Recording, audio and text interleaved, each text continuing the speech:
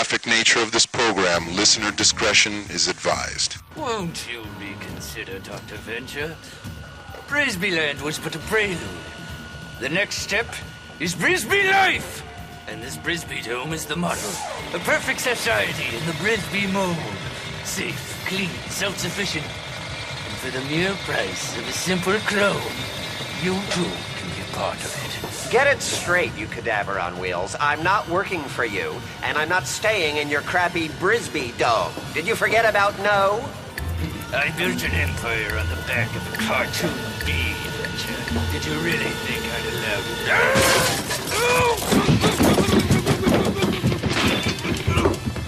you? You okay, sir? This is what you call wheelchair accessible! Your podcast, we're fans. It's just a coincidence that you were talking about the Jack and Triumph show, and I'm here. Thank you so much for having me on your podcast.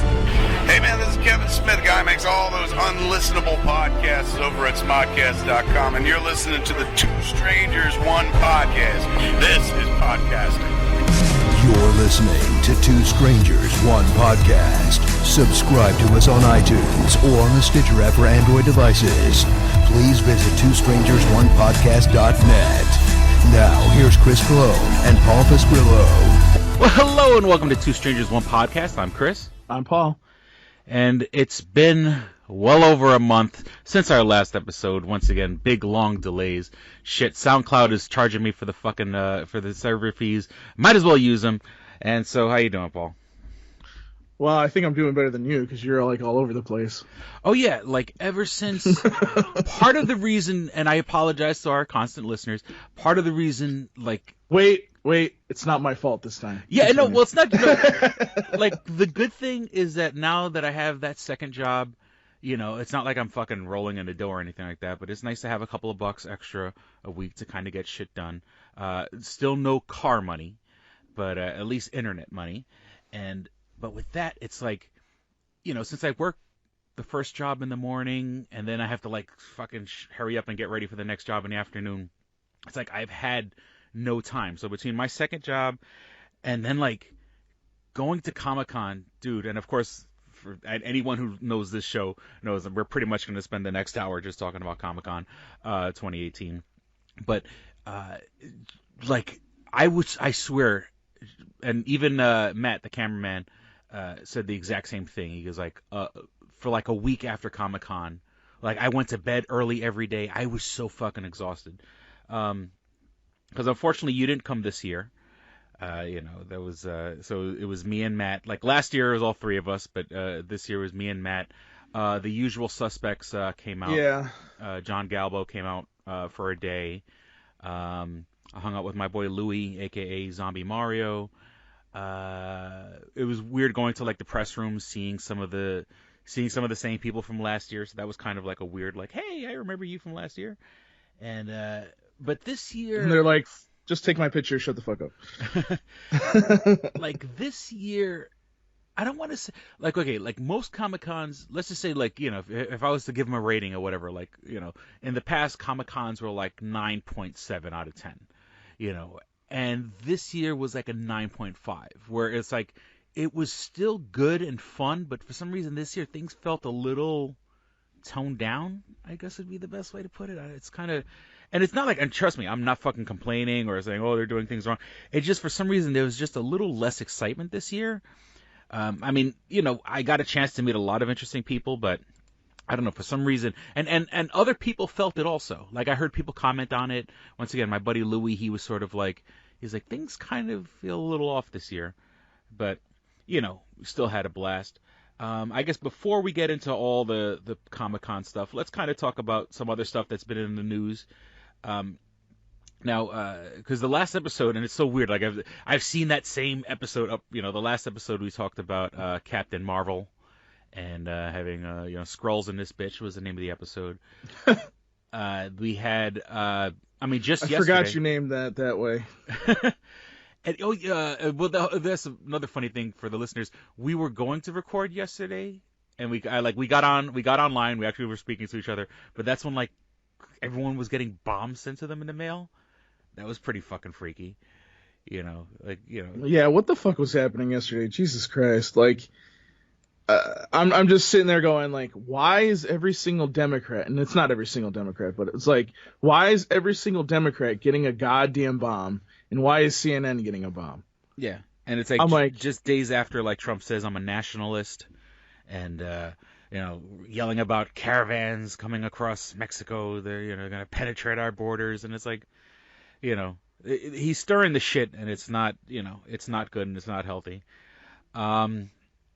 Canada has legalized marijuana, and I've people who listen to this show know. I mean, I talk a lot of shit about people who smoke weed and stuff like that, but I'm not gonna lie, I am kind of curious.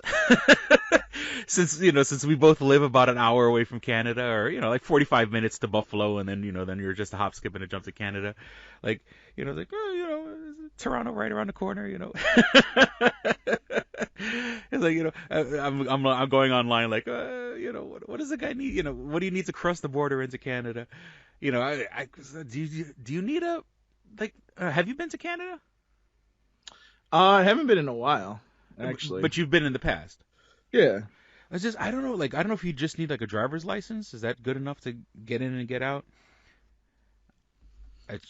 So like I'm not on a terrorist list or anything like that. I think if you do the enhanced license through New York State, you can actually cross the border. And you also need to do it because if you don't, you can't fly in the United States, apparently. Yeah. I don't know if that law went into effect yet, but at some point you have to do that.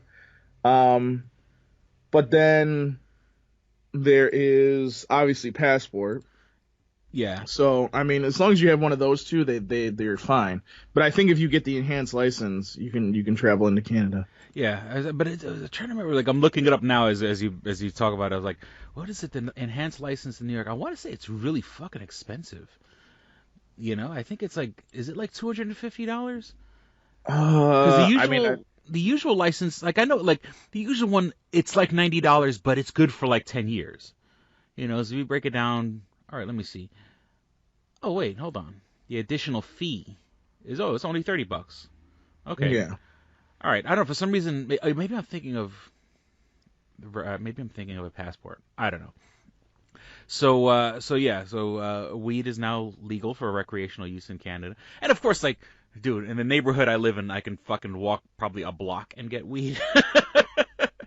Probably. But I mean, at least like I'm assuming some, like if you go to a place like in Canada, like it's vetted. It's is there some sort of like, well, it's in Canada, so it's not the FDA, but Canada's equivalent to the FDA.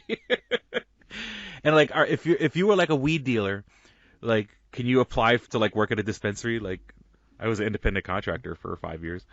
I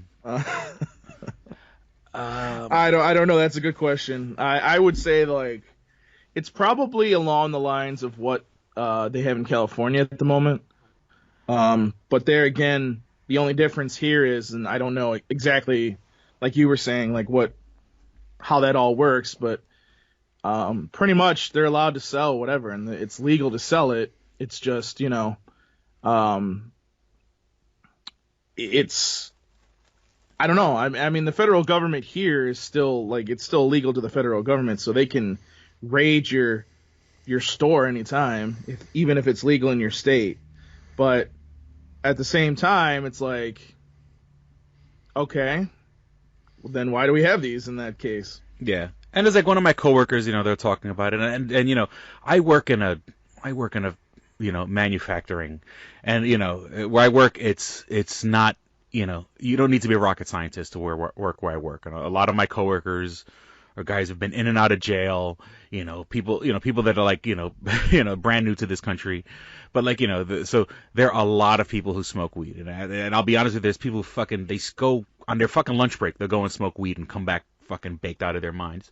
And they're like, it's legal in Canada, New York's got to be not too far behind. And I was like, so I heard someone say that, and I'm like, one, Canada and New York have nothing to do with each other. I mean, besides, we're right next to each other, yes, but like, what, that shows you the fucking stoner logic. Well, like, New York can't be far behind. But it's also like, I'd rather get fucking healthcare. Let's get universal healthcare first. Yeah, I mean, start worrying about weed. I mean, it's legal for medical use here in New York State, but that's about it. So, and honestly, like I honestly think that that's really all that needs to happen at this point. I mean, I get that some of these states that have done it before have made a substantial amount of profit from taxing these dispensaries and everything, but at the same time, you know, and I don't know if the study's real. I've heard that it isn't or isn't, but I've heard that any state that has like legal marijuana has the amount of accidents have gone up. I'm like, well, that's not surprising. Yeah. I'm like, so I mean, honestly, because I'm 34. You're what, 40 still? 41. 41. Oh God, you're old. Damn, you're old. I mean, we've grown up on like weed is bad. You're not supposed to do this. You know, Just this is say a no. drug. Yeah, and you know, it's like we've had this mentality. It hasn't changed for a long time. Why are we even having this conversation? Let's just not do it. Keep it the way it is. Have medical use. And I believe, here's the thing, I do believe in medical use of it because I've seen firsthand on some of these documentaries and everything, like how it actually helps people. Like there's some kids out there that have some serious, what is it? Like seizures. Yeah, I've seen the one. Yeah, seizures. You know what I'm talking about. And like the minute that they take it, they're done. They're fine. They're completely fine. Like there's like not even a trace of these tremors. So it's like, okay, well, obviously there's some kind of medical use to this. Let's do this. Let's do this. Let's make sure that we have this available to people, and let's go forward with that. And that's what they've done here in New York State, and I think that's great. I don't know about the other half of it. I don't think that legalizing marijuana is going to really help us. Yeah, I don't think that. It's just for kids with seizures, man. They're like, yeah, are you a fucking kid with seizures? Exactly. It's good for the kids with cancer. It's like, you're not a kid with cancer. All right. So basically he's Shaggy. Okay. Speaking of cancer. And once again, like this is something that you follow, and I really don't, and I haven't followed wrestling in a long time. Well, it was really funny because on Monday I wasn't actually watching it because I'm one of those wrestling fans that's kind of like, all right, I'm gonna check in, but then if it's really sucking, I'm just not gonna watch it anymore. But then if like it gets good, then I'll start watching again. Yeah, like. It's one of those things where, like, I mean, I remember, like, we'd go over to record, and, like, right before recording, like, fucking Raw's on, and you're watching. But I was sort of like, I mean, trust, I haven't watched, I would say right around the time, what was his name? The guy with the beard, and he says, yes, Daniel Bryan. Yeah, he's back, actually. Yeah, right around the time Daniel Bryan started becoming a thing, that's when I fell out. I was like, I can't watch this anymore. But I mean, that being said, like, even though I don't follow wrestling, and it's not like I've fallen out of love with it, it's just sometimes your tastes just change or whatever. But I mean, even I can't deny that, like, Roman Reigns, like, even though I didn't follow wrestling, all my friends still follow wrestling, and like I see his name all over the place. I've seen the memes. I've seen, oddly enough, the guy got a lot of hate. Isn't he like The Rock's cousin or something like that? Or he's somehow related. But then again, like half of the wrestling is like related to The Rock. Like that's a big wrestling family. So what is her name? He's related to The Rock. The Usos are related to The Rock. And no, I think the Usos are like his cousins, like his cousins. The Rock and all of them are kind of related in some way, and also wasn't like Rikishi was his cousin? Rikishi, yeah. And then there's there's one woman, I can't think of her name off the top of my head. She's bigger. Do you know who I'm talking about?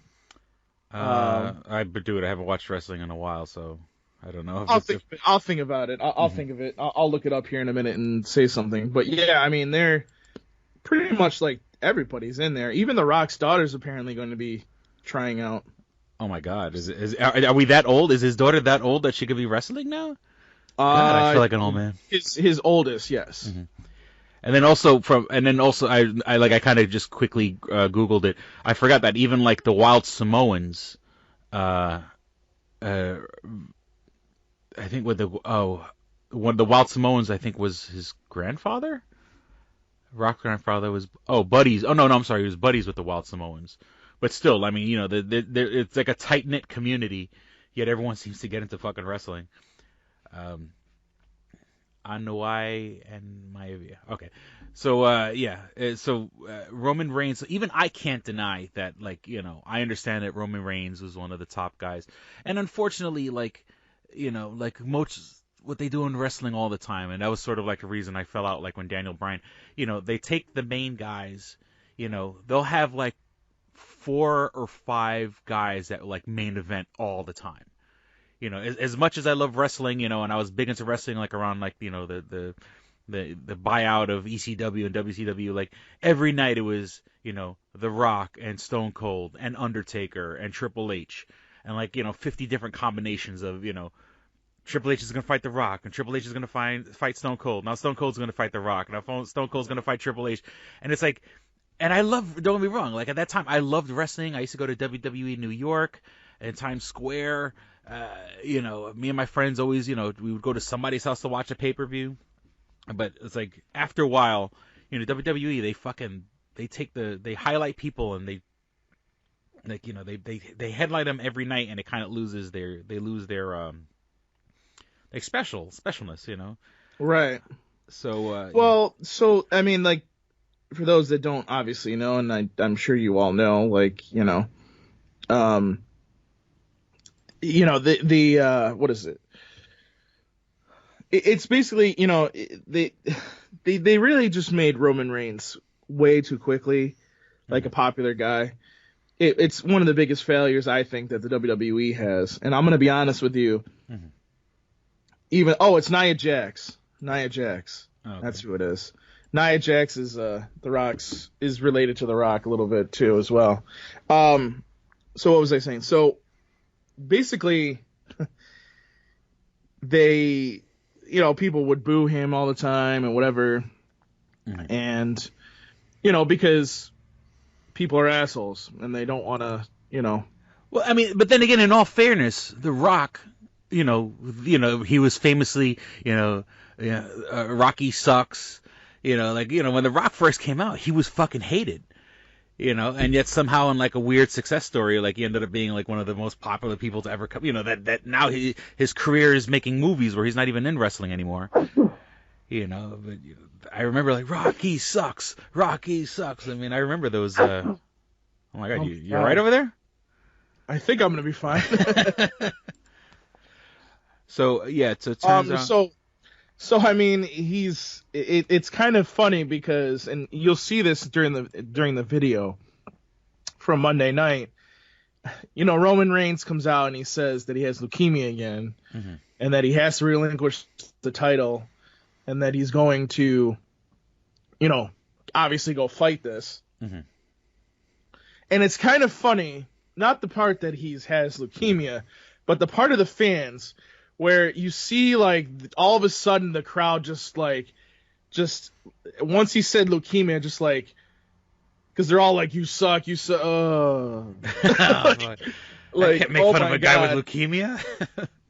Yeah, and then there was, like, you heard a couple people like scream out like, you still suck, and I'm like, wow. Like, you guys got some balls. Like, if I had heard that in the audience, I would have punched that guy. I would have been like, you are fucking an asshole. Like, it's bad enough you do this every time he comes here. But yeah, I mean, like, it was just, and then even funnier is they're fighting on Twitter about who didn't say, like, get better Roman before, like, the first, and not like you suck or anything. Like, oh, you were still saying he sucks when he was talking. Oh. Like, shut the fuck. I'm like, guys, if you feel that bad about it, then you must have, you must guilty of something. Yeah, you're guilty of something, obviously. So, so I mean, I think this is actually a good thing in two ways. Mm-hmm. Number one, obviously, because he can fight leukemia. Apparently he had this at the age of 22. He explained that when he found out, he had a kid on the way, no job and no money. Yeah, shit. Yeah. I mean, even like, I mean, of course, I wish him well and everything like that, but like, it's not like he's gonna fall off the face of the earth. Like when it comes to wrestling fans, like he can come on. I mean, obviously it depends on his health. I mean, but he could always be a ring announcer. He could be, a manager or whatever. They used to call back in the day the valets. I honestly think this is a good thing because I see it actually benefiting him with the fans a lot more. I think that he'll gain a lot more of a respect and more of a like. He'll actually be cheered when he comes back a lot more than he will.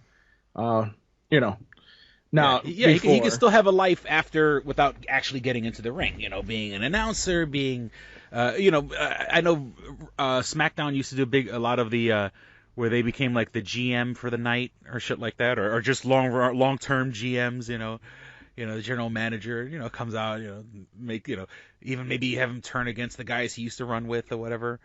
I mean, I don't know. I know he ran with like a couple other dudes or whatever. So like, turn against his crew, so, of course we wish him well in his health and everything like that, but it's not like it's the end of his career because, shit, if they made Eddie Guerrero's widow, remember Eddie Guerrero's wife? Oh, Jesus Christ. Widow, yeah. Was she, I honestly think, they had a contract with Eddie Guerrero and they were like, look, we were going to pay him all this money. Unfortunately, he passed. So let's make his wife. Let's put her to work. So sort of like it's sort of like when like if a widow passes away, yeah, you could give her a lot of money. Sure, you give her a lot of money. No, we're gonna give you money, but you're gonna fucking earn this money. That's we're gonna make you a person now. I mean, saying like you're still gonna have income. But unfortunately, since your husband can't work, you're going to come out here and entertain the crowd. And I know her role is being like like a real loud bitch or whatever. But yeah, once again, bad news and of course. But guys like that, they take care of themselves. They see the doctor all the time. They're probably on top of it. Think about this though, that he's not going to be able to work out. So he's going to completely like physically look different by the time it's all done, and then he's going to have to build himself back up. Like that's a shitty situation. Like you're in the best shape of your life, but then something like that comes along. It's like, what the fuck? Yeah. You know what I mean? So. Yeah. Now, one of the benefits of now that I have internet at the house, and it's funny, I've always been so against all these things. My boss, who my second job, who's actually I won't get into deep details, but it's a guy I went to high school with. So with that, he gave me his his Netflix password and his Hulu password. So I've just been like, for all these years of being without like internet and Hulu or Netflix or anything like that, I've been overdosing the past couple weeks. I've been watching so many shows. On Netflix. I haven't watched Voltron. I know that, as you recommended yesterday, but it's only because I kind of want to save that. Like, I want that to be special. You know what I'm saying? And did the new season come out yet? Was there like did the new season just start or something like that?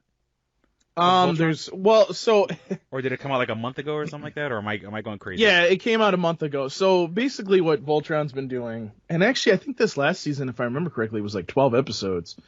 Mm-hmm. So what happened is they basically have been doing like 6 or 7 episode seasons, and I think I made the point in an article on the website that this is just incredibly stupid. Like, they shouldn't even be doing this. Excuse me.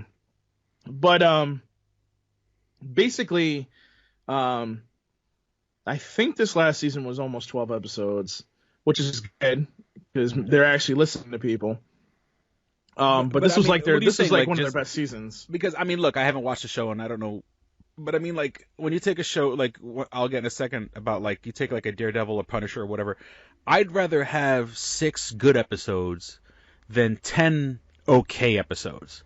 You know what I'm saying? Like if they did 10 episodes. No, there's like, I mean, every episode is pretty good. I mean, it's not there's not really much for me to complain about. Like this series has always maintained a 9 out of 10. Okay. The animation is wonderful. The storytelling is also wonderful. I am very happy with what I hear and see. And it's just a great show. I mean, I think they took a show that clearly needed to be done and done the right way and made it awesome. I think this is the version of Voltron that we always wanted. If you remember, our Voltron was, yes, it was an animated series, but then it also took from that other Japanese series, something about lions. I can't think of what it was, but it was taking like scenes from that animation, and I'm just like, I'm just sitting there going like, what the fuck is this? Like, it was still a great show. Don't get me wrong. I mean, that's why it's maintained so many fans throughout the years. But, like, you know, obviously coming up is the last season of Voltron. And I'm very, very happy to see that, you know, it's going to have it's not, I kind of actually don't want it to have an ending, honestly. Yeah, but I'd rather it end well. Than, to meander on and like, by the time they got to season 5, it really sucks. So you kind of have to see what I'm talking about, but you have to watch all the way through to this point. They haven't put out the final season yet. I think that's at the end of this year. But, yeah, I mean, I'm kind of like on the edge of saying to myself, like, yeah, this is, that this is just, I think they should continue it as far as they can go, but I can understand if Netflix doesn't have enough money to continue it. But there again, I mean, look at all the Marvel series they're getting rid of, so, I mean, who knows what's going on with Netflix these days. I think they're kind of being outflanked by all these other streaming services, so... Yeah, we'll see. Which kind of brings me to my next topic would be Daredevil season 3. It's out. I haven't seen it yet because I've only, of all the Netflix Marvel shows, I've only seen Daredevil season 1 and Punisher. So I have to catch up on Jessica Jones, Luke Cage season 2, Iron Fist season 2, The Defenders, all before I even get to Daredevil season 3. But as reported last week, they got rid of both Iron Fist and Luke Cage. I think it's pretty obvious that Netflix is sort of kind of putting out these fires now only because they know eventually Disney's going to put up their streaming service, and so then they're going to have a conflict with Disney. So I think it's sort of like they're seeing they're seeing the problem before it actually hits them. So like, okay, before we end up like getting the same way like Fox is trying to squeeze out the fucking Dark Phoenix movie before Disney buys all the Marvel, all the Fox Marvel shit. Netflix is just saying, you know what, fuck it. Luke Cage gone, Iron Fist gone. I know a lot of people are like, oh, they should do like a Heroes for Hire because in the comic books, Luke Cage and Iron Fist have their own like comic as Heroes for Hire.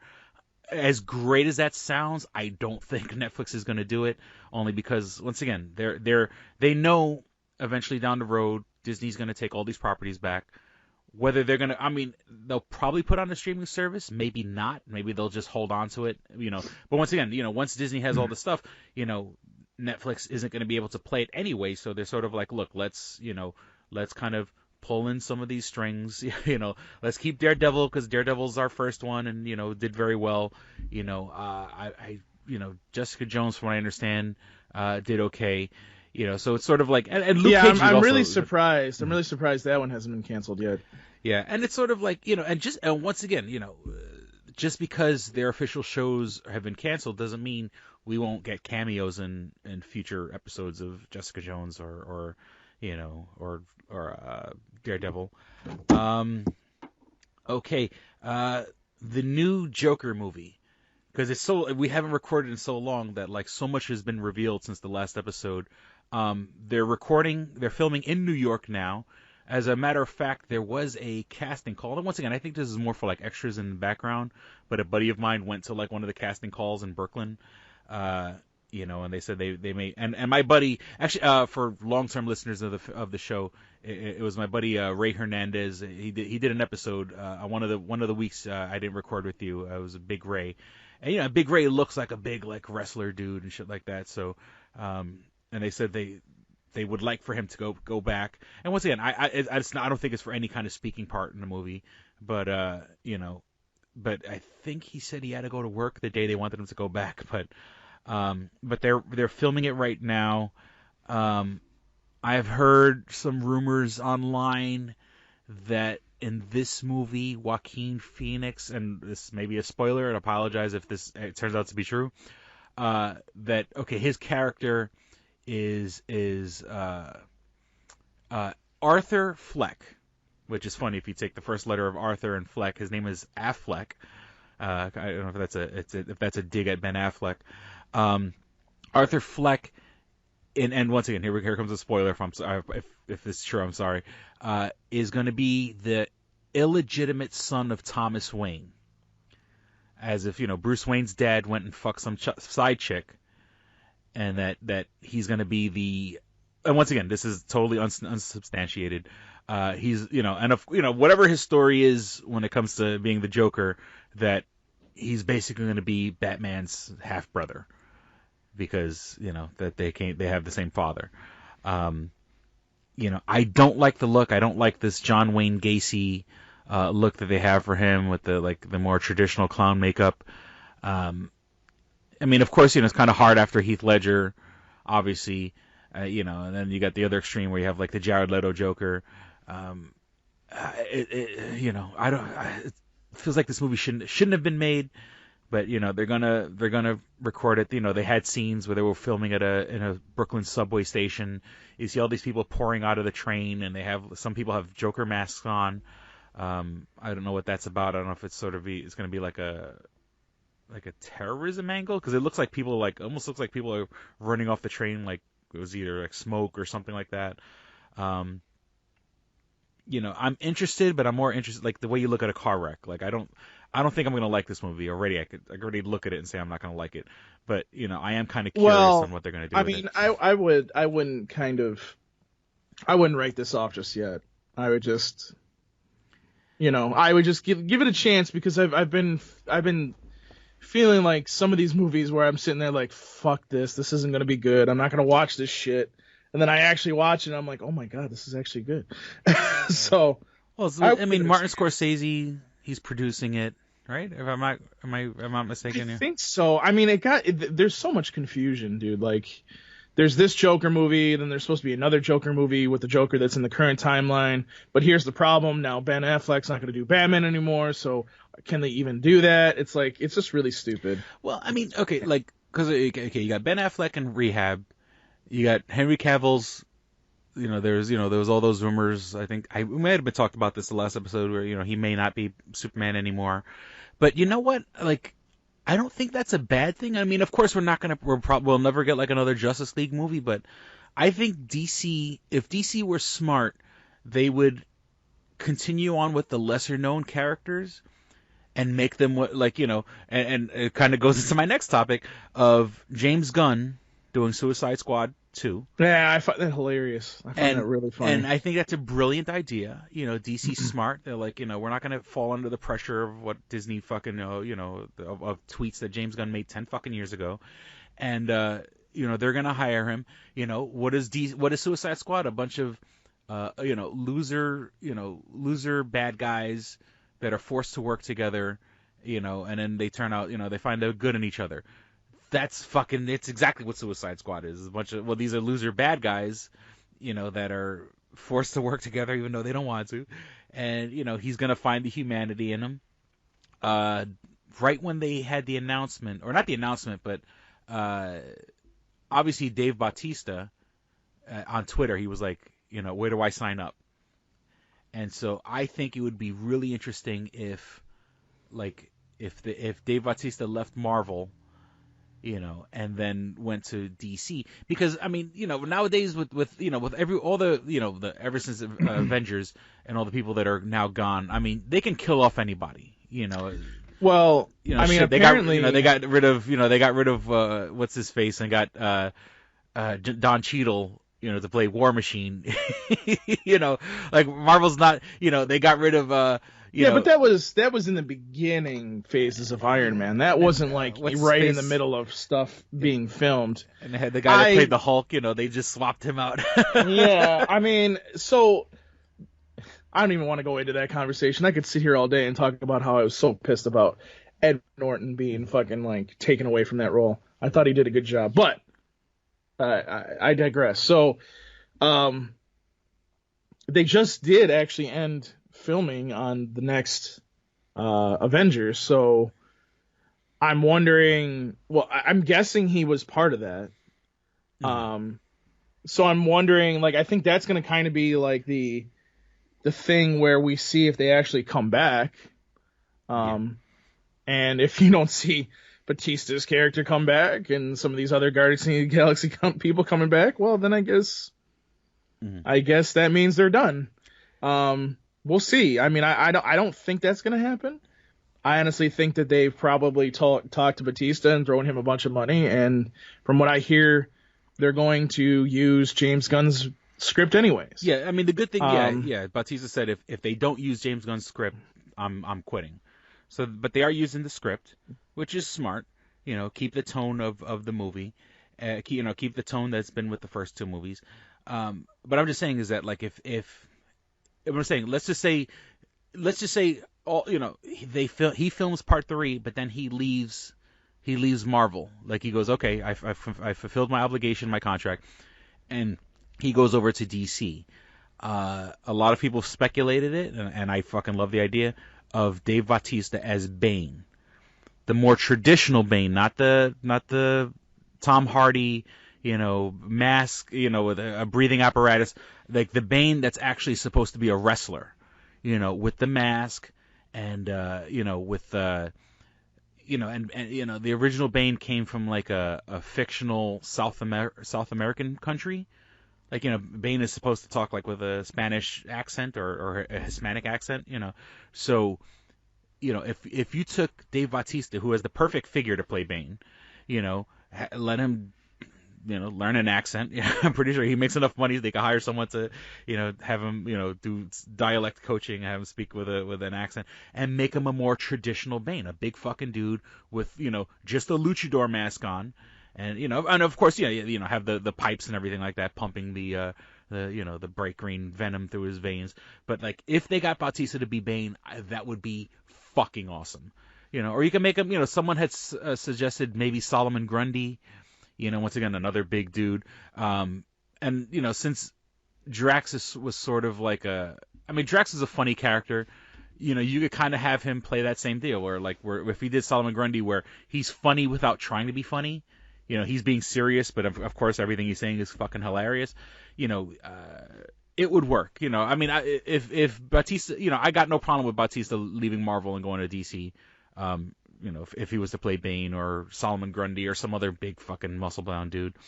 But I love the idea of James Gunn doing Suicide Squad 2. I think that's fucking perfect. I think that worked out very well for him. So. All right, and then my last notes before I get into my Comic-Con stuff. And it's sort of related to Comic-Con. I went, I took the bus down to New York City from Rochester, and I listened to the podcast Wolverine: The Long Night, and oh my god, I couldn't stand it. It was so boring. It's like in like little 40-minute segments. I want to say it's like 10 episodes long, and I listened to like the first 6 because that was available right before I went to Comic-Con, and I'm not even gonna bother with the last 4 because it was like it's this weird because it's these 2 detectives that are following this trail of bodies, and the way the body's been killed all kind of looks like it's been Wolverine. like people were killed with like sharp objects, and there were slash marks all around the room, so it kind of looks like it could be like Wolverine, going into berserker mode or whatever.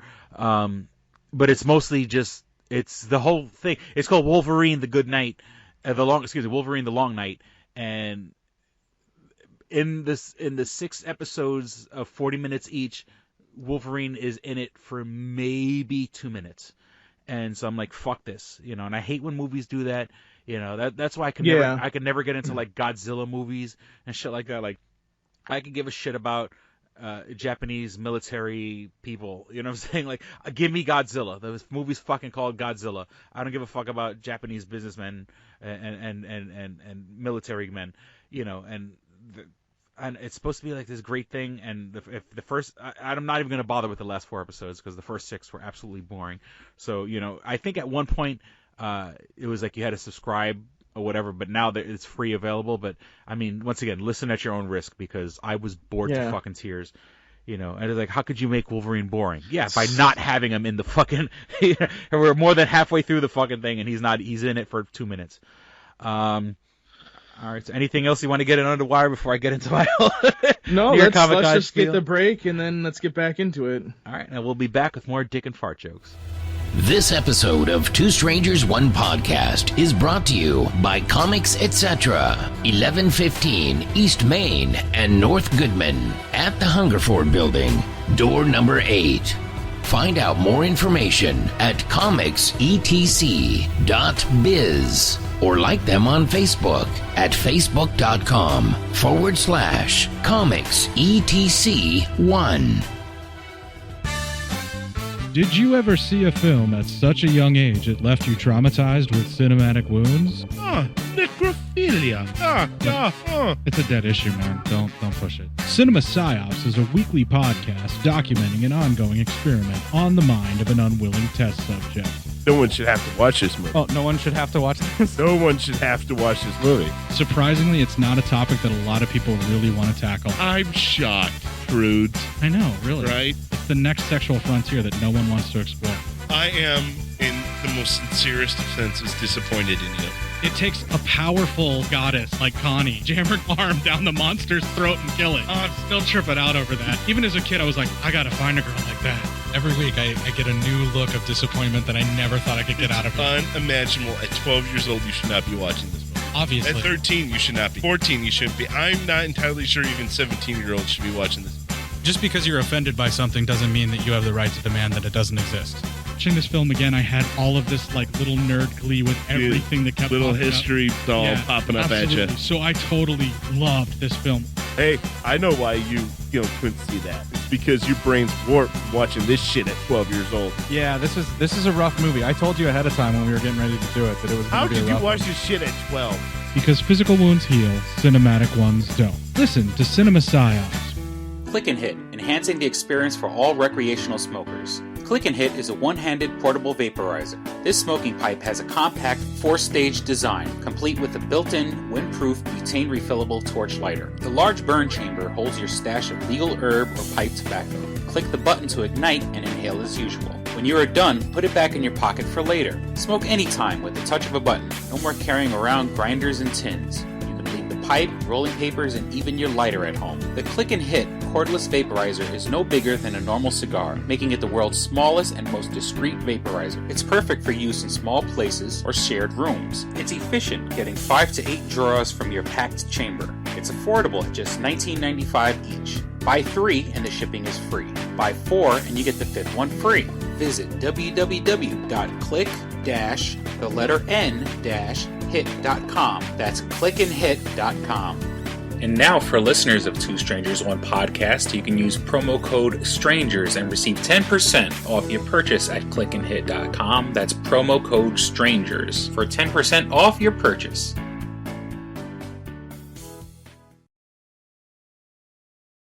And we're back. All right. So as I promised in the beginning of the episode, let's walk through New York Comic Con, Paul. Once again, well, I can't because I wasn't there, but yes, continue. Well, I mean, I had shared, I'd shared my experience online. So let's start with this real quick. Why did you think that like it was something seemed off? I don't know. It just seemed like like, I mean, don't be wrong. Obviously, there was excitement and everything like that, but it just felt like everything just felt a little like muted. Like everyone was a little more calm and chilled and stuff like that. When before there was a little bit more energy in the air, and I think maybe because like the past couple years have been so good, a lot of people who were coming were people coming back. Well, I also think kind of that, this con has become, and again, I wasn't there this year, but you know this better than anybody, going all these years. I think New York Comic Con has kind of stretched themselves out way too much. Oh. Because you know what I'm talking about? Like, so they had all the anime stuff, most of the anime stuff, down by the Bay. Yeah. In a place. I think that was sponsored by Anime Expo, if I remember. Yeah. Then they obviously have the main place at the Javits Center. The Jacob Javits Center. Right. But they kept having, and because I guess you saw this because we both got the emails since we were technically we got a lot of press emails, and it's like, okay, New York Comic Con, Jacob Javits Center, beautiful. But then they're like, oh, but we're having this event in Madison Square Garden. Yeah. And and then we're having this event, at the Hammerstein Ballroom, and we're having this event at this theater, and it's like it's all these theaters, which I guess yes, technically if you hop in an Uber. If you hop in an Uber, that's expensive. Yeah, I was saying, I mean, of course you could technically walk also. I mean, you go walk from Javits Center to the Madison Square Garden. And here's my other problem with that too. And this happened again this year with you. And it's kind of a reason I'm glad that I didn't go. Is the fucking train wasn't working again? Yeah, the 7 train that like works during the week. You would think during New York Comic Con, like a known event, like it's not like this is some shit that someone just set up. Like, hey, we're gonna do a thing over here. This is an annual event that brings. I think they do it on purpose, honestly, dude. Oh, I think they do it on purpose, man, because there's no reason why that train should be down over the weekend during one of the busiest cons in the United States of the year. Yeah. Like, there's no other way. Like, they probably do it on purpose because they don't want the con in the city. Somebody doesn't want it in the government. So, in order to make people, to inconvenience people, which it obviously doesn't because everybody gets there somehow, just to fucking do it, and I think that's stupid. Yeah, I mean, from being a train station that's literally across the street from the Javits Center, I mean, yeah, you have to walk out another 2-3 blocks, but I mean, it was so stupid of them to have the 7 train not working on the weekends, two major days of the con. I mean, it's just 4 days of con period, and you got literally have, tens of thousands of people influxing into the city. Why would you not have the subway? I mean, you would just think of revenue alone. Yeah. But with that, and then you had mentioned the Anime Expo. That was like a mile away. When me and Matt hopped in an Uber just to get there, and it was just there was a bus to take you down there. I hope you know. Oh no, yeah, there was the. I mean, we took an Uber because we were on a. We had a time schedule. Thing. Yeah. Right. But we got in now. Now the weird thing, and I don't know what the situation was, but our passes worked just fine, and I don't know if it was because we had press passes, or I was under the assumption that whoever went to Comic-Con could also go to Anime Expo. That was part of the deal. But I don't. I had heard someone had told me, "Oh, that's not going to happen," and I'm like, "Well, I got in no problem. They scanned my ID and I walked right in. And they scanned my badge." I mean, if you're a person that's interested in that kind of stuff, you may want to do a little homework and see if the New York Comic Con pass also works at the anime, because it worked perfectly fine for me. But someone had I don't think it's going to work like that. So but then again, it could have been someone. I think it was because of press. It probably was press if they were charging something additional.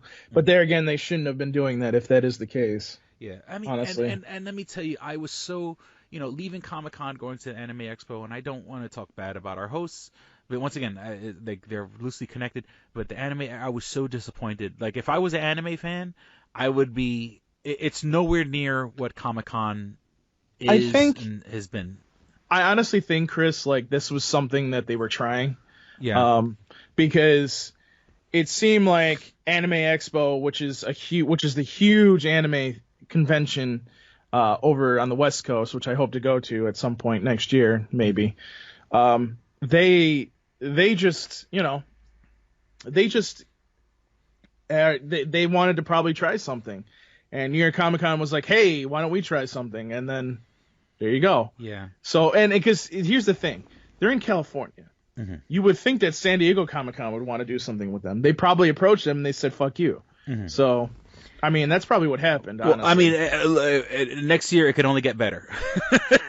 So yeah, I think it'll get I was better. not impressed. I think what I was trying to say is my problem with New York Comic Con, and that's part of the reason why you get so tired, is because you're running all over the fucking place in the city, and it's like, how do you expect people to? And I get it. I understand that you want to. You obviously don't have enough space at the Javits Center, but then why have this all over the city? Like, you're making people not only spend more money, which, okay, fine. I guess if you're there for New York Comic Con, you're going to spend money. But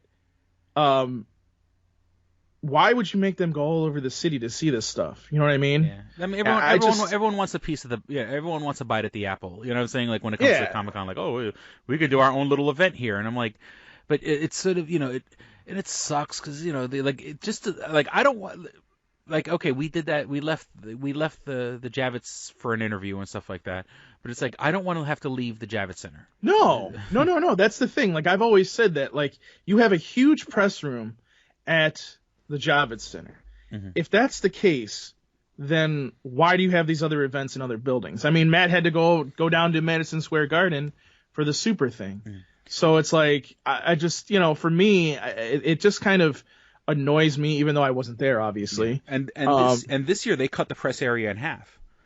Oh, like, really? They were letting everybody go up to that, and then they kind of had a little choke spot in the middle. If you remember that big area where the press area was, imagine that cut in half. And so the press area was cut in half, which it kind of pissed me off, but I mean, I'm not gonna, I barely spend any time in the press area anyway. But and then they had a wall made out of curtains, for the lack of a better term, and then someone standing there and like you couldn't get past, that the person stood there and said, okay, only press passes. So what was the other part for? They had another little presenter area where like a whole bunch of chairs and like a long table, like a dais, like where people could sit so like there was another area so people can have like another little not press room, like the rooms that were downstairs, where they sit across a long table and and then like have seats facing that long table. Yeah. And then like to the side of that, there was the vending, the people selling, hot dogs and soda and shit like that. And then there was like actually like two display areas which were pretty much all weekend were this, she's a very famous cosplayer, Ivy Doom Kitty, and then like the Ghostbusters chapter, the New York chapter of Ghostbusters, whatever, the cosplay Ghostbusters thing, but like that's so they spread out so much they even cut the press room in half. But it's weird because there was more press this year than I've seen. Maybe it just seemed that way because it was in a smaller space. But like they even cut the press area in half to let people come up. That's so stupid. See, that doesn't make me want to go back there. Like it doesn't make me want to go back to New York Comic Con if they're gonna do this kind of stuff. You know what I mean? Yeah, because I don't care. But I mean, there are people who there's people who live in the fucking press room, and it makes no sense. You're gonna go all the way to Comic Con. Well, I kind of like the press room just because it was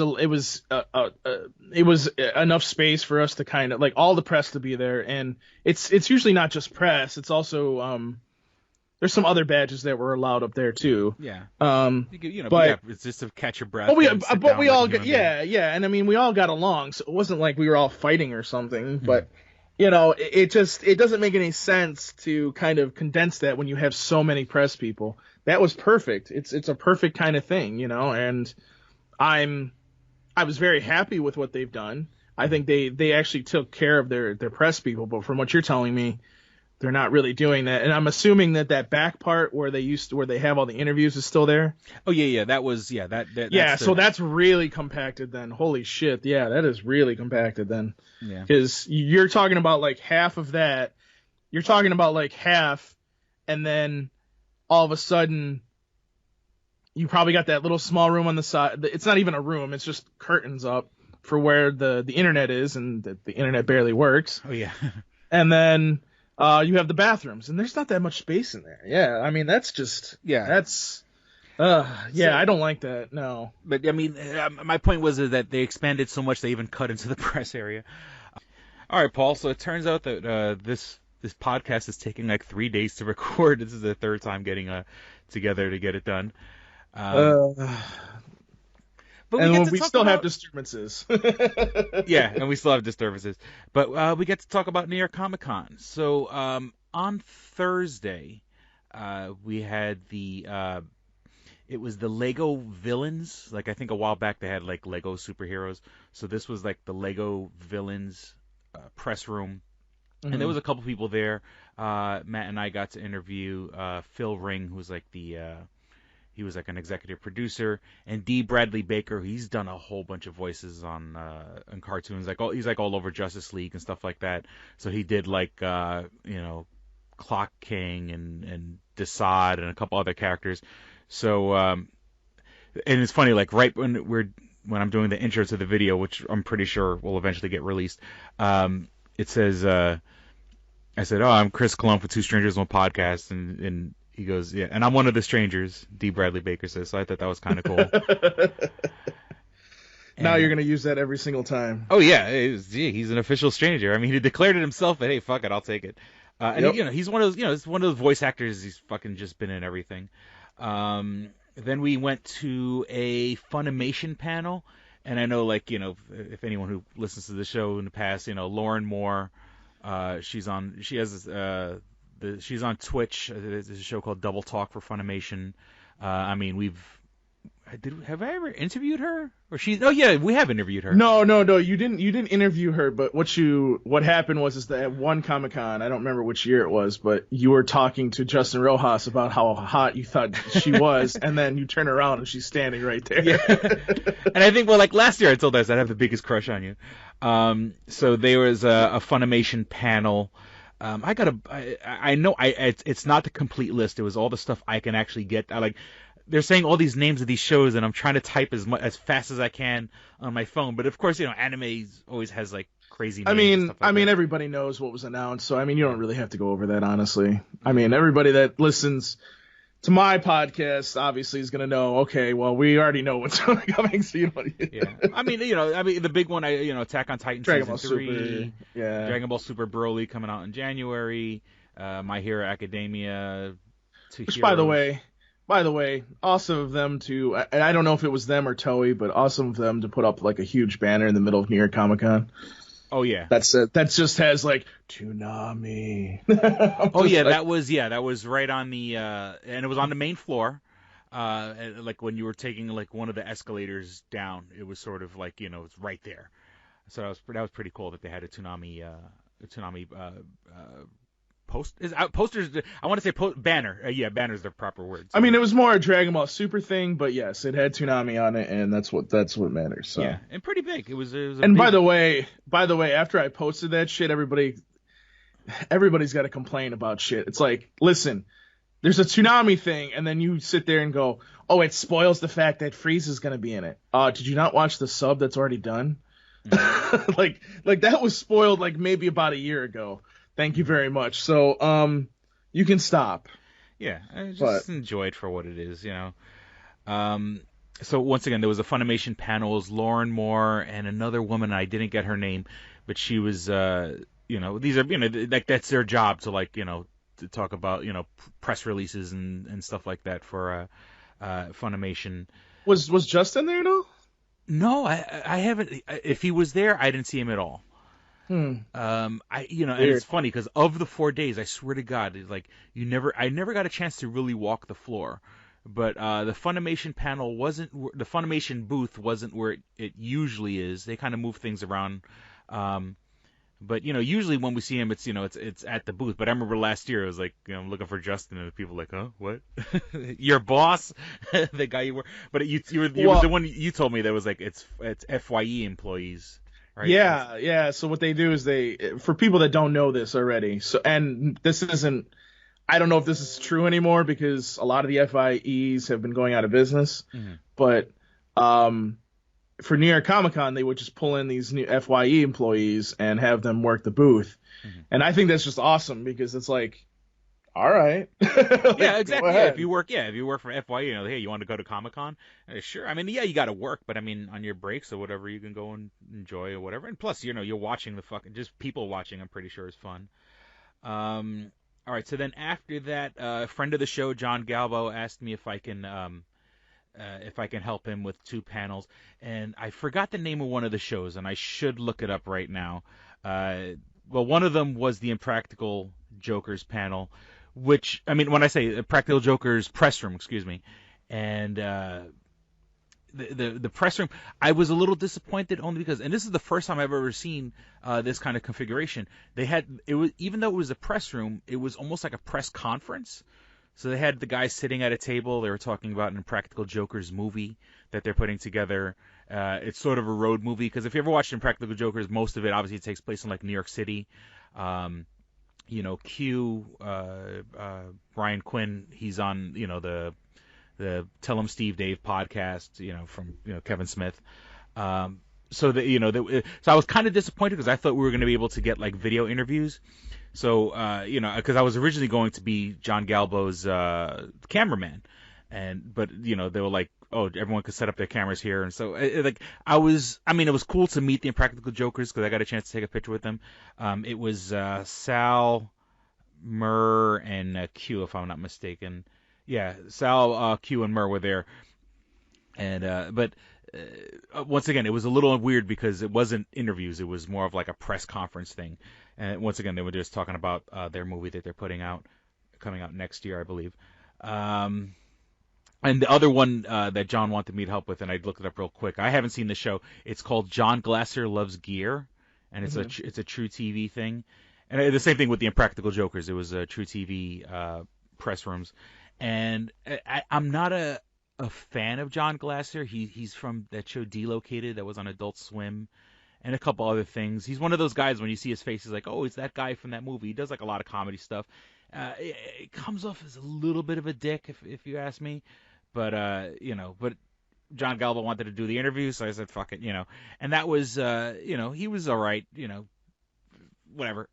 When it comes to that, like, you know, I told John, I was like, look, you know, I'll be your cameraman if you need, you know, if I'm not doing anything else, I'll come help you out.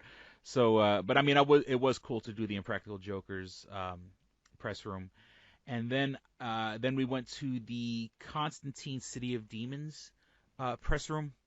Now, if I'm not mistaken, I believe it's out right now. I haven't had a chance to like, you know, order I have it a copy. Oh, son of a bitch. Well, actually, it was really funny. Real quick, is like they sent it to me, but then they sent it to me late, and they're like, oh, by the way, you have 2 days to get this review done. I'm like, no, this is gonna get done when I get it done. Mm-hmm. So, like, you can't send it to me 2 days before the date. Like, no, that's not happening. Sorry. Yeah, but so with that, we got and I'm pretty sure this will eventually be released. Also, in this one it was more roundtable interviews, but with the writer J.M. DeMatteis, director Butch Lukic, I don't know, Lukic, character designer Phil Barusa, and Damien O'Hare, who was in this movie. Damien O'Hare is the voice of Chaz Chandler, who's like a friend of Constantine. And they actually got the guy that played Constantine in the TV show. He's doing the voice of Constantine. But the funny thing is, I think in the past, this guy Damien O'Hare was the voice of Constantine. You know, before they got the guy from the TV show. So, I mean, once again, you know, the DC movies never disappoint. So I'm pretty sure it's going to be good. I just, you know, haven't got a chance to see it or download it or anything like that. I went to a Stan Against Evil press room. It's, you know, it's on IFC. It has John C. McGinley, who I got a chance to interview. And let me tell you, dude, not interview. Once again, these were more roundtable interviews. Mm-hmm. John C. McGinley, who's Dr. Cox on Scrubs, and you know, everyone knows him to play, like, he always plays like these asshole characters. I mean, he was nice, don't get me wrong, But I guess his big deal, I did not know this. I guess he has a child that has like Down syndrome. So his big thing, and when the video eventually gets released, it's like he is very against people using like the R word, you know. And the like, what word? The R word, like you can't, like, not to say retard, and you know. And once again, I'm just saying it. Just oh, because, okay. All right. I'm only saying it because just so people understand what I'm trying to say. You know, I'm not saying it.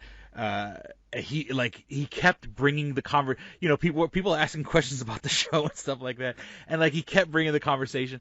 And I guess, you know, it's a thing. It's a platform that he's championing. You know, you know, it's obviously a cause that's near and dear to his heart. So I guess he feels like, okay, if I'm going to do press, I'm going to really push this issue. See, that's why I always, when I do an interview with somebody, I'm always like, if I'm talking to them to set up the interview, or I'm talking to an agent of theirs to set up an interview, I'm like, listen, if there's something you want to talk about, you know, let me ask my questions, let's do this, and then we'll talk about what you want to talk about. You know, so that way they can always get their thing in. Because I feel like sometimes these voice actors and even actors, in your case, like just don't. They have this thing that they want to talk about sometimes, and it's just like, hold on, Yeah. like hold on, let me ask my questions, and then yes, we'll ask you about this. You know, so yeah, I mean, with this being the roundtable interview, like I didn't have a chance to do any kind of pre-interview. But, you know, I mean, don't get me wrong. He was nice and everything like that. It's just like, holy shit, this is obviously this man has an agenda. Now the funny thing is, I got to the room because I was already I was in a different press room. And usually, you know, if you remember last year, you know, you get screened at the front door or whatever. And then so I realized, oh shit, the Stand Against Evil press room started. So I got there like late. Now, when I say that, I got to the table. Now, this doesn't mean anything, but I mean, this is a show, Stand Against Evil. It's on IFC. Everyone at the table, and I hope this doesn't come off the wrong way. Everyone that I was at the table with, it was a table of like all black people, and me. And I say that, and forgive me, I don't mean to cast aspersions, or you know, these people don't seem to be fans of Stand Against Evil. And I was like, okay, fine, you know, whatever. I mean, you know, it's like, okay, I got here late, you know, there was an entry at this table, you know, a place where I can sit. So then I realized what was going on. After the John C. McGinley interview came Janet Varney. And as much as you know, whatever, you know, we've done these interviews or anime and stuff like that, I did not know that Janet Varney was a voice on Legend of Korra. You know, and it's funny. I do these interviews. I got a chance. You know, I met Janet Varney. You know, I've met voices from looks at interview. You know, looks at interview from New York Comic Con with Janet Varney and whatever the other guy. And you know what I'm saying? Like, I think did we interview Janet Varney a while back? I think was it. I think I want to say, because I remember Matt used to go by himself, and then when we started. I think it was Matt. It was. I don't remember if it was. It might. It might have been Powerpuff Girls. I think. It was no. It was for Legend of Korra. Oh, okay. But I don't. I want to say that was. Yeah, I want to say that was Matt that did that. I'm like 90% sure that was Matt that did that. So yeah, and I kind of find that hilarious. I find that really funny. Now that being said, so you know, this is the Stand Against Evil press room. Everyone at the table were there to ask her questions about Legend of Korra, and you know, and like doing voices and stuff like that. So I thought that was kind of funny. You know, I'm over here asking her questions about Stand Against Evil, and once again, I will eventually release the video. But it was funny how like everyone at the table were obviously, these were all blurs, you know, and and they were all asking her questions about Stand Against Evil. I believe she has a new show coming out. And once again, like, I don't think they're spoiling or whatever. You know, I guess Stand Against Evil must be ending or whatever, because she has another show on IFC. And, shit. I'm going to look it up real quick. IFC show.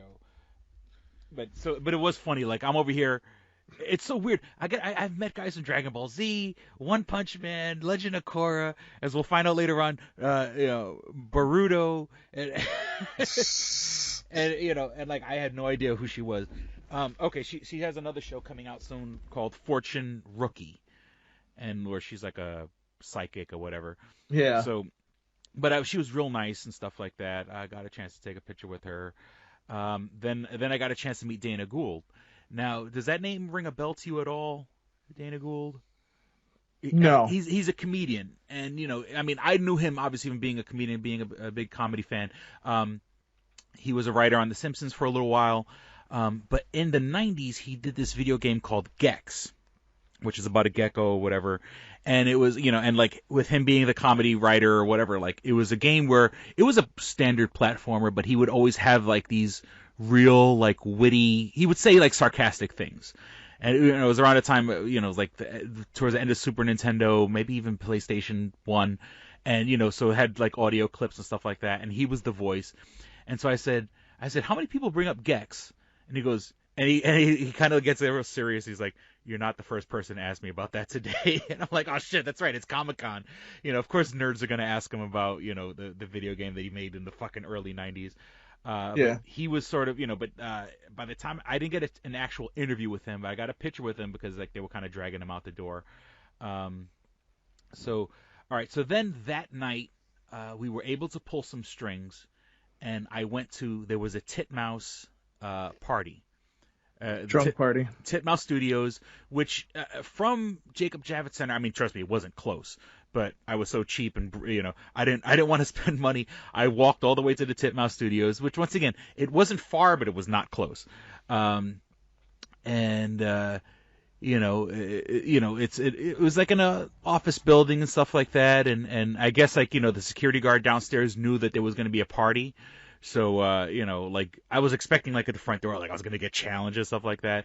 But like I came in around the same time these other people came in. So I don't know if maybe the guy thought I was with them, but, got a chance to see the studios. Now it was pretty interesting because I don't want to say it's not the size of the whole floor, but it's like, like half of the floor. I mean, it was the whole floor of that particular building. Like, once you got off the elevator, there was no other doors but to Titmouse. Like imagine like two long rows of like office cubicles, for lack of a better term, but everyone has like those Cintiq computer screens. Like it's like the screen where you literally like draw on, like instead of having paper and stuff like that, it's like you draw on the computer screen, and it's like big, and I can only imagine. I'm like, look, I'm looking up and down these offices, and I'm like, Jesus Christ, one of these costs like $3,000. So imagine rows of them. Got a chance to meet a lot of people. Now by that time, I'm already exhausted from day one. I wanted to get fucking drunk. I'm not gonna lie. So like the guy, there was and the fucking thing, the party was free drinks. So I threw the guy like $20 in the tip jar, and he kept me fucking hammered. I was drinking like Wild Turkey and Coke. And Jesus Christ. And it's funny because now that being said, besides Chris Pronosky, he was the only person there where I can say, okay, that's someone who works at Titmouse, and I know who he is. I mean, it was just but now I'm pretty sure these were all animators and artists and creative people. But like I said, I mean, it wasn't like I was rubbing elbows with like other, it wasn't like voice actors were there. Or, I mean, if they were there, or there were people I didn't recognize. But then again, I didn't recognize Janet Varney. But but that being said, like, I'm over here, I'm getting fucking twisted drunk. And the funny thing is, like, there's these two rows of offices, one to the left, one to the right. And then towards the back of the office, the offices come back together to where was the kitchen area. And they have, like, the big walls, like, it's like a chalkboard brick wall. And the guy, they had music going. It was a fucking party. And I got smashed, and I totally. And the funny thing is, with Chris Pronosky like standing right there, I'm having this whole conversation with this guy about like Megas XLR, how it's the greatest cartoon ever made, and all this other stuff. And then like I had like two really drunken conversations with guys. I had one with these guys about like Star Wars and the extended universe. Why am I not surprised? And then the funny thing is, like, and once again, I'm an older guy, I'm 41, and I'm not exaggerating when I say this, like, when it comes to, like, the extended universe, the shit that doesn't count anymore, I've literally read 30 to 40 novels from the extended universe. So I read a bunch of them in high school because, it was sort of like reading on the subway. Now, these guys were like 10 years younger than me, didn't read the extended universe. So we kind of had a whole conversation about like shit that happened that doesn't fucking even matter. The funny thing is I'm telling them all the shit that happens in the books, and I'm like, and by the way, none of this shit matters anymore. But we were talking about, Force Awakens and Solo and stuff like that. Then I had another conversation with a guy about like heavy metal and Metallica. Now, the funny thing is there's a guy who I met there who has written stuff for the modern Star Wars, and I don't have his name right now. I have his business card, and it's still in my suitcase because I haven't even unpacked my suitcase yet. But I think somewhere down the line, I'm gonna see if we can get him for an interview and stuff like that, because like him and I were having like a deep conversation, and I felt bad because like I know I was drunk and I was probably being obnoxious or whatever, but like he seemed like cool enough where I think he would come on the podcast. But he's written for Star Wars and stuff like that, like stuff that's like legit now canon Star Wars, because I think anything that like Marvel puts out now is like canon. So that's good. Like if we can get him for an interview, and I don't want to say his name because I don't want to put him out there either. But I'm not gonna lie, I also forgot. But that can we may have him. I would like to see if we can have him as a guest. All right, so that was Friday. Then let's see. Then on Friday there was the Batman the animated series on Blu-ray, which there was the panel for that, like the legit panel. Then we did the press room. Got a chance to interview, Tara Strong, Kevin Conroy, and Laurie Lester, who I did not realize this, only after the panel. He's the voice of Robin, but now he's the voice of Nightwing. Yeah. So like he grew up, the cool thing is they didn't switch out actors. I mean, of course, not the Robin from Teen Titans Go or anything like that, but I know. Whenever there's Nightwing now, as in like from that universe, it's the same actor who grew up fucking doing the voice of Robin. Yep. So I got interviews with all three of them. And of course, last year it was Kevin Conroy and Tara Strong again. But so what happened was Matt, I don't know if Matt was having, I thought Matt was having issues with the camera. So I'm looking at Matt, but everything is fine, but for some reason Matt looked like he was like disturbed or something. So I thought maybe we weren't recording. So Tara Strong goes like, she does in her Harley Quinn voice, she's like, rolling, what do you think I got all goddamn day? And like it took me by surprise because like she screamed it, and so it's like I guess she realized everything was fine. I thought Matt was having issues, so I was sort of like trying to like stall, and so that was fun. And then like I complimented her. I said, you get better looking every year, and she gave me a big hug. The Kevin Conroy, which well, that is true actually. Like I really want to know, like, what is she using? Like, where's the fountain of youth that you're using? Because there's no way that somebody your age should look like that. Oh yeah, and I don't mean that in a bad way either. Yeah, and she cosplays as like Batgirl, and she's cosplayed as Harley Quinn. Last year she was dressed up as Sashi or whatever, Ashi. I mean, from what's his face, Samurai Jack. And stuff like that. So that was cool, and of course, and then at the panel they were showing like all the stuff they cleaned up for the Blu-ray. When I say cleaned up, I mean, like where stuff was at one time standard definition is now being released for Blu-ray, and how like they sharpen the lines and it looks fucking gorgeous. And of course, and it's sort of weird because it's sort of like I wanted to get the DC app, the DC Universe app, but then like. Yeah, but it's also like, I also want Batman the Animated. Like, I kind of wanted it just so I could watch all the episodes of Batman the Animated Series. Right, but now that it's on Blu-ray, I'm like, fuck it, I think I'll just get the Blu-ray. So then later that night, Matt went to the Madison Square Garden Dragon Ball Super panel, which was weird because I guess they had, and once again, like we were talking about earlier, that they have things outside of the Javits Center. Yeah. Like Matt got like a late email asking, like, because originally they said it's between the communication between the press people and us, where we were gonna have two reps, me and Matt, and then they said they don't want photographers there, or they don't want photography. So I'm like, oh shit, I was like, okay, then you don't, and of course Matt's more into it. So I'm like, Matt, I guess if anything, you go, since they only need, and then like, and I guess also which doesn't make any sense because he was allowed to take a video. So it's like, okay. Yeah, I think it was just something they said in the email, but then they also said like if it's possible, instead of sending 2 wraps, if you could send 1. So I told Matt, I said, since this is more your thing, go do it. So Matt got interviews. I don't know what interviews he got, but he went to the Dragon Ball Super thing at Matt. Oh, I have it. It'll be up soon.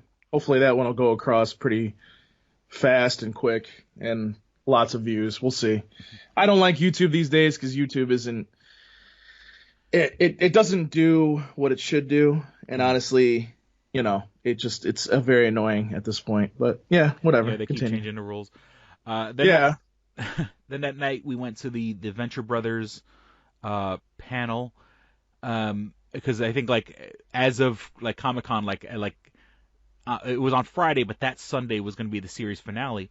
But one thing I did not fucking know was that Doc Hammer, one of the creators of the Venture Brothers, was like paralyzed, like from like the waist down, like he's like paraplegic, and but the good news being is that the doctors are saying there is a chance that he can recover and heal and will be able to walk again. But like I did not know this. But the funny thing is, I mean, and I guess like 2 years ago or 3 years ago, John Galbo and I got interviews with the guys from the Venture Brothers. Like that's when I was his cameraman. They're snarky assholes. Let's call a spade a spade. They make jokes and they're funny, but they can be a little obnoxious and rude. And the funny thing is, like Doc Hammer, like all night he was just making like jokes about him being fucking crippled, and he's like, now I can make fun of cripples all I want. And he was like, because I am one. And so then when all is said and done, they had do you remember Fudgy the Whale? Was that a thing here in Rochester? Do you remember like Carvel's ice cream? I don't remember that. No. Yeah, there was a place that made cakes and stuff like that, and their big thing was like they had a thing called Fudgy the Whale. That was like their big spokesman or whatever. So they actually brought out Fudgy the Whale like to the Venture Brothers thing, and they made a cake that said Happy Birthday to Doc Hammer or whatever. Which is so. Cool. So I had an idea. I was thinking about this. Like, it feels like Saturday and Sunday are going to be a long story, and I have a feeling like we've been these 3 podcasts over the last 3 days that we've had. I feel like somehow one of us is going to get interrupted here. Okay. So why don't we do this? This is what I was thinking. Why don't we do part 2 next week, and we'll record our podcast next week. Okay. Sure. So, because I feel like we haven't really done that many podcasts for the people out there, so we need to kind of do some more. I'm sure the people listening right now will probably like that. So, why not? All right. So we'll give the listeners something to look forward to. Now, I just wanted to just finish up the whole Venture Brothers. Yeah, go thing. ahead. No, I was just thinking. I'm just thinking to myself, like, you know what? This would probably be better just to do it this way because I feel like that's going to be a little bit more. So, and I'm going to stab my cat. So, continue. Gotcha. So with the Venture Brothers thing, Doc Hammer goes, and also everyone that's here tonight, if you want, everyone here is invited to my gallery opening, which Comic-Con ends like at like 8 or 9 or whatever. Like my gallery opening, which starts at 10 o'clock tonight. It's down on Allen Street in Manhattan, and everyone here is invited. And it's like, all these people started cheering and shit like that. Now, that being said, Allen Street, downtown Manhattan, that's like not too far from like my mom's house where I was staying. So, after Comic-Con, hopped into Uber, went down to Allen Street. And it's funny because, I always talk about how like the Lower East Side's getting gentrified and all these white people are moving in. And here they're opening up a fucking, he's opening up an art gallery in my old neighborhood. Now, it was, and it's funny because like he says everyone here's invited, like anyone who could walk off the street if they wanted to. But that being said, he had an art gallery down on Allen Street. That particular night there was a party, so like once again after the titmouse party with free booze, like I said, I tipped the guy because I know I was going to keep coming back and I was in the mood to fucking drink, so I just tipped the guy $20 and trust me, I probably drank $40-50 worth of wild turkey shots that night. So than the Jesus Christ. than at the Doc Hammer art gallery thing. Now, I thought it was going to be, when you think a guy who does a show like the Venture Brothers, I thought it was going to be like goofy or like graffiti style art or something like that, like pop art. And actually, no, it was actually like very serious and adult. All his paintings were realistically painted women in their bras, and before you, but it's not like a joke. Like they're looking they're looking towards, like if you're the viewer of the painting, they're looking at like why are you looking at them in their bra? Like Right. they all look like pissed off. And it was all, black women, white women, it was like variety of different women, but like all the pictures all the themes were like women in their bras, but they're looking at you like you're a fucking disgusting piece of shit animal that's looking at them. That's awesome. and it was, and I'm like, what? I was like, and I got a chance to not interview him. I spoke to him for a couple minutes or whatever, and I'm like, I said, what's the deal with all the women looking like pissed off? And he's like. He goes, well, they're in their bras and they don't want to be looked at and stuff like that. So, see, I told you. yeah, see, we are going to get interviewed. So, so that was the end of the night. I bought a poster, I bought a print, I got an autograph. I kind of made an off-color statement, and I thought, I had asked him, about if he's going to go to Carmitage, and I say Carmitage, that's from Doctor Strange, the movie Doctor Strange. Because that's where Doctor Strange goes to. Now, I've learned this in the past from John Galbo. He's a big Doctor Strange fan. Yeah. So, Doctor Strange gets healed by going to Carmitage. Yeah. And I had made that joke to a guy that's in a fucking wheelchair. And now, mind you, he spent all night making jokes and making light of his condition. He wasn't too pleased with that joke. So, I feel kind of like a dick. And like right after that, I went and bought a poster. And here, I'm just gonna, whatever. Here's some money. I'm sorry for being a dick. So I think with that, let's wrap it up. That's what she said.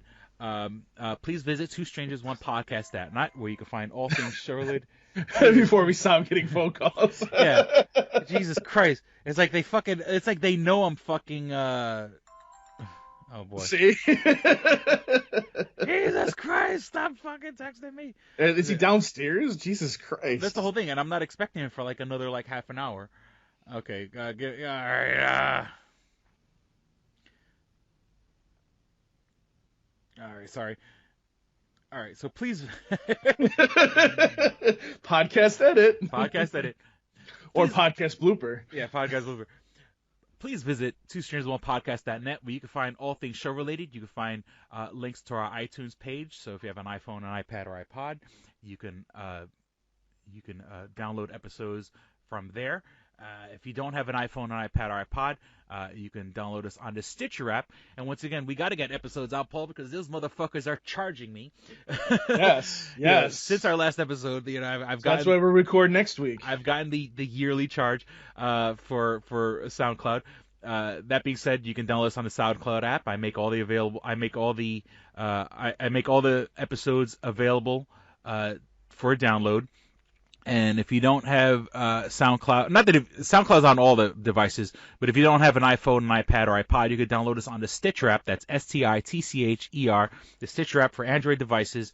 You can put on the Listen Later option and the Available Offline option, where if you want, you can, without killing your battery or killing your data, you can download all the episodes while you're in a Wi-Fi spot and listen to them later, once again, without killing your battery. I'm double-checking the email right now as I speak.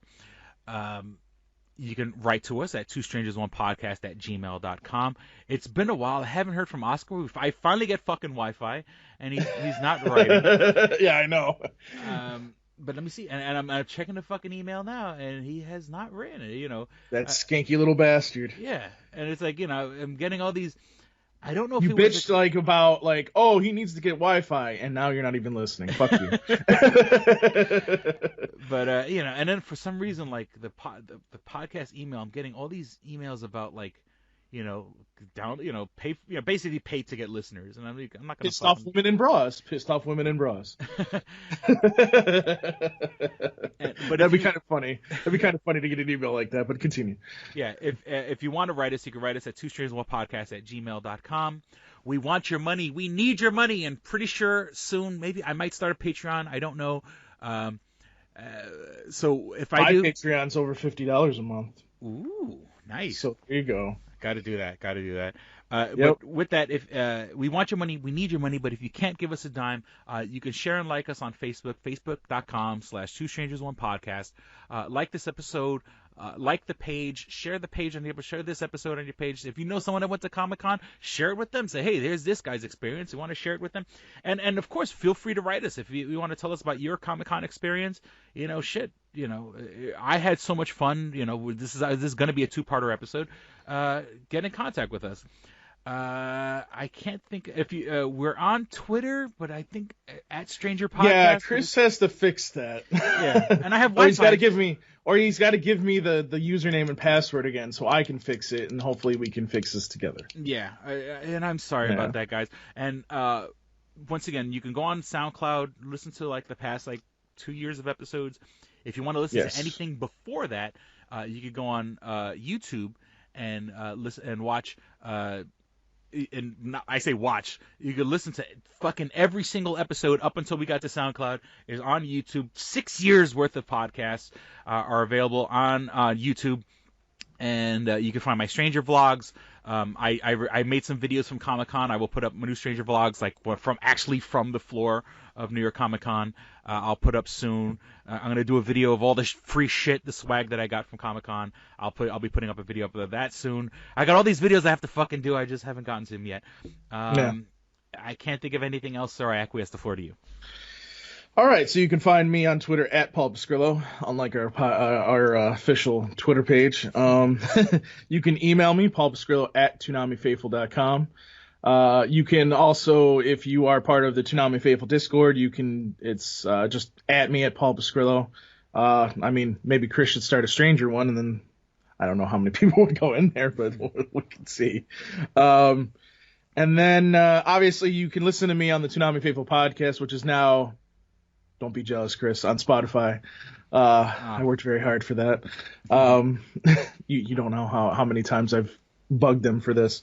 So you can listen to that anywhere pretty much now. So, if you're a fan of Toonami, unlike Oscar, fuck him, you can, listen to that there. And, that's all where you can find me. And, if you have questions and whatnot. Oh, Instagram.com/Paul Pascrillo. I post stuff there sometimes. So, yeah.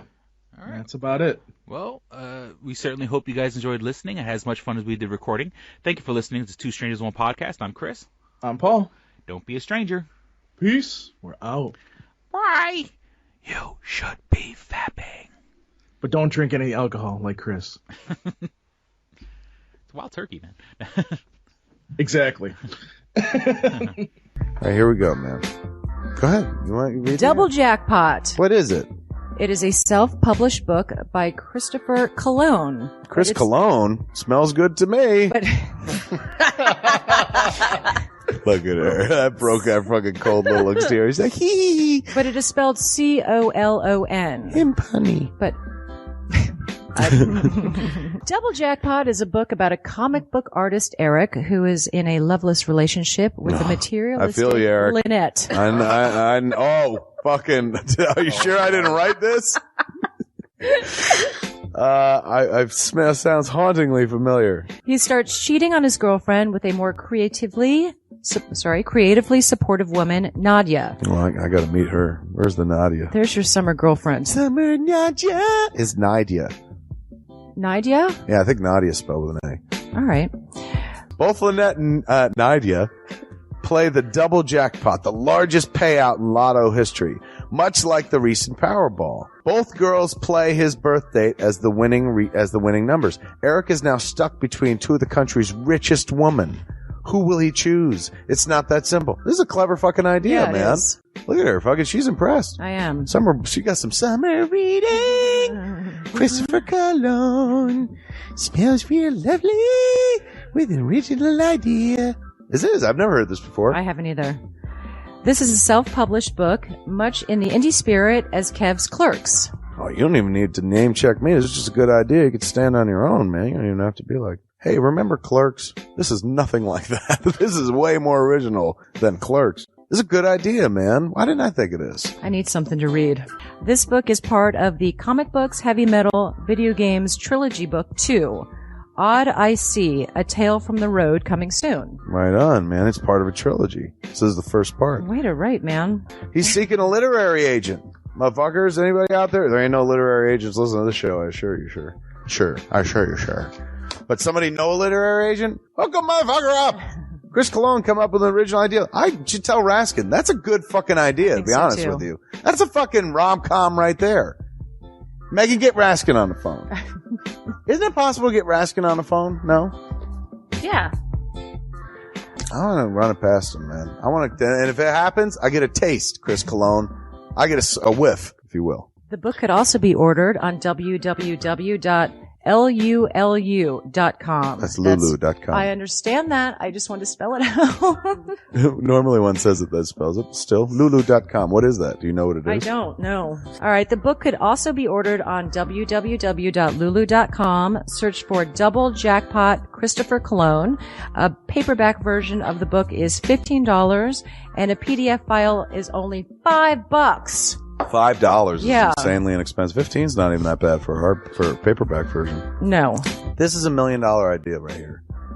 Like a movie about a dude who fucking is stuck between two chicks, both of who play his birthday and win the lottery. Come on! I can see that trailer. Chris Cologne is on to something. Nobody else can smell it but me. I'll read it. Thank you. I'm going to make that smelly joke. I know. You're trying to get me to laugh again. It worked once. Double Jackpot is a self-published book by Chris Cologne, man. It's the first book in his Comic Books, Heavy Metal, Video Games trilogy. Book 2, Odd I See, A Tale from the Road, should be coming out soon. Get all the information at Chris Cologne, like a motherfucker. I will his totally book, read this. Double Jackpot. I'm serious. I'm going to recommend that to fucking Raskin. How is that not a movie? You know what I'm saying? This could be a sexy movie. You could do an R-rated version. There could be nudie in it, and you could show them fucking both chicks. Maybe a little penetration. Maybe a butthole shot. No butthole, no care. I would like to formally apologize to Christopher Cologne right now. No, sex sells. Chris Cologne will appreciate that. He's like, thanks for throwing a few buttholes in there, man. Don't forget to check out twostrangersonepodcast.net, your one-stop resource for everything show-related. You can find links to subscribe to us on iTunes or on Stitcher. You could also find links to buy my book, Double Jackpot, on twostrangersonepodcast.net. Fuck you, fuck you, fuck you. You're cool. And fuck you, I'm out.